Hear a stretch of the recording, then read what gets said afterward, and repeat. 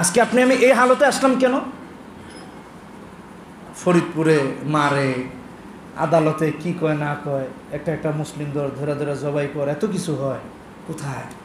একজন লোককে তো দায়িত্ব নিয়ে একটা বক্তব্য দিতে দেখলাম না। আমাদের একটা ছেলেকে মাদ্রাসার মেরে ফেলা হলো। দেশে কি আলেমের অভাব পড়ছে ভাই? আমি সলিম উদ্দিন কইলে তো হবে না, কিন্তু আমি আমার ইমানি দায়িত্ব থেকে বলতেছি, যেমন আজকে বলতেছি, স্টিল বলতেছি। আমার যে কোনো সমস্যা হতে পারে, যে কোনো সমস্যা হতে পারে, তাও বলতেছি। কিন্তু যাদের বলা দরকার তারা বলতেছে না কেন? আরে ভাই, একটা প্রতিবাদ তো করা যায় নাকি? এটা করলেও সমস্যা?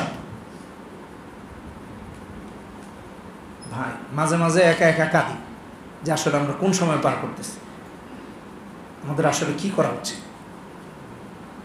এই উম্মাহের রাহবার আসলে কে? এই উম্মাহকে কে একটা সঠিক দিক নির্দেশনা দিবে যে এই ঘটনা ঘটছে, সবাই চুপ থাকো, আমি দেখতেছি ব্যাপারটা, আর আমার বক্তব্য হইলই? তাও তো একটা মনে শান্তি পেলেন যে না, একজন আমাদের অভিভাবক তিনি দায়িত্ব নিয়ে এটা বলছেন। এটা কেন হলো এটা দেখতে হবে। 24 ঘন্টার আলটিমেটাম দিলাম, এটা আমাদেরকে জানান। হ্যাঁ, এখানে খুন হবে, দুটা মুসলিম ছেলেকে ধরে মেরে ফেলা হবে, আবার মারার আগে ভিডিও, সেই ভিডিও ভাইরাল হয়েছে। ভাই আমার এগুলো অনেক চিন্তার কথা, অনেক চিন্তার কথা। একটু চিন্তা করেন যে আমরা এখন কোন অবস্থানে আছি এই দেশে। 90% মুসলমানের দেশ দাবি করি। এই 90% মুসলমানের মাঝে দেখেন গিয়ে 88% মুনাফিক হয়ে আছে। এখন একটাই বিষয়, কার মাসলাক কি, কে কি, এটা না। পৃথিবীতে কখনো এই মাসলাক দিয়ে ঐক্য হবে না, কালেমার ভিত্তিতে ঐক্য হবে। ইমানদার আর মুশরিক, হয়তো মুমিন নয়তো কাফের।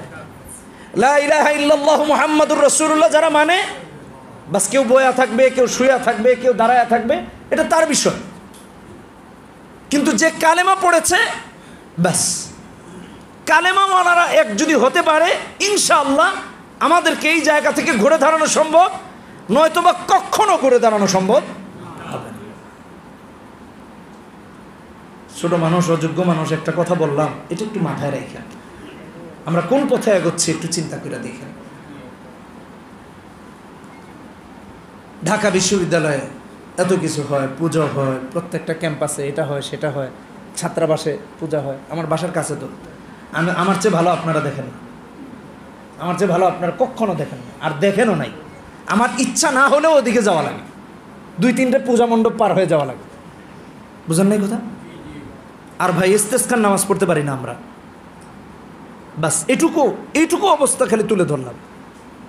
কি সমস্যা এটা তো বুঝতেছি না, এখানে কি সমস্যা? একটা ধর্ম পালনে কোনো বাধা দেওয়া হয় না, আর আমাদের ধর্মীয় একটা কাজ সেটাতে কেন বাধা দেওয়া হয়? রমজানে কি হয়েছে? কোরআনের মাসে কোরআন পড়ার কারণে রক্তাক্ত করা হয়েছে। ভাই আমি আমার মসজিদে বলেছিলাম, মসজিদে তো কত ভাই বন্ধুরা গিয়ে বসে থাকে, আমি বলছিলাম জানি না আমার কি হবে জুমার পরে, কিন্তু আমার এই কথা আমি বলতেছি, আমার এছাড়া উপায় নেই। আমি বলছি কোরআনের মাসে কোরআন পড়ার কারণে এগুলো করতে হবে। সমস্যাটা আসলে কোথায়? কি সমস্যা? ঢাকা বিশ্ববিদ্যালয়তে ইসলামিক স্টাডিজ বিভাগ আছে, আরও বিভাগ আছে, ইসলামিক অনেক বিভাগ আছে, থাকার পরেও এখানে কোরআনের আয়োজন করা যাবে না? পূজার আয়োজন কেন করা যাবে? আপনারা পূজা যারা করবে তারা পূজা করুক, কোরআন যারা পড়বে তারা কোরআন পড়ুক, অসুবিধা কোথায়? সমস্যাটা কোথায়? এটা না হলো ইনসাফের কথা, আর ওটা তো একপাক্ষিক কথা হলো, ওটা তো চাপিয়ে দেওয়ার কথা হলো। এগুলো কষ্ট থেকে বলতেছি, হয়তো বা আমার এই বক্তব্যগুলো একদিন এইভাবেই ইতিহাস হয়ে থাকবে, আমি হয়তো বা থাকবো না। একটা প্রজন্ম এসে বলবে দেখো এই কথাগুলা রাফি বলে গেছিল, আর সমসাময়িক কেউ বলে নাই, এটাও বলতে পারে। জানি না আমার এই মনের কষ্ট কিভাবে আপনাদের কাছে ব্যক্ত করব। আলেমদের অবস্থা কি বলেন? আলেমরা কোন হালতে আছেন, কিভাবে আছেন? একজন আমাকে নিউজ দিল যে এক নায়ক 2 বিয়ে করছে, এগুলোর নাকি কাগজপত্র নাই, তারপরে আবার আরেক বিয়া, বুঝলেন না, এখন নাকি পারিবারিকভাবে আরেকটা করবো আর কি। কোথায়? এটা নিয়ে তো কিছুই হয়নি, আর আরেক নায়কের হুদাই কত কিছু করে ফেলতেছে। দুজন দুই জগতের নায়ক। বুঝেন নাই কথাটা? হ্যাঁ, বুঝছেন তো? নায়ক বুঝেন নাই? আরে নায়ক নায়ক, একজন আসল নায়ক আর একজন নকল নায়ক। বুঝেন নাই? কি অপরাধ ভাই, কি আইন? আমাদের দেশ যে আইনে চলে, ব্রিটিশ আইনে, এই আইনের মাঝে যদি আপনি আল্লাহ না করুক, নাউজুবিল্লাহ, ইসলামিক আইনে নিষেধ আছে। আপনি যদি একাধিক নারী নিয়ে যদি অবৈধভাবে বাস করেন, তাহলে ওই আইনে কি স্বেচ্ছায় এভাবে চললে কোনো বিচার টিচার আছে না? মুসলিম আইনে আছে। কোন আইন কার উপর চাপায় দেওয়া হচ্ছে বলেন? এবং কিভাবে হালালকে হারাম, হালালকে অপরাধ বানিয়ে কি না করা হইতেছে ভাই। এগুলো কতটা আমাদের জন্য দুঃখজনক, কতটা কষ্টকর, এই কষ্ট ব্যক্ত করার মতো ভাষাও নাই। আর 2 দিন পর মনে হয় এই সুযোগও থাকবে না, এখনো নাই। বুঝেন না?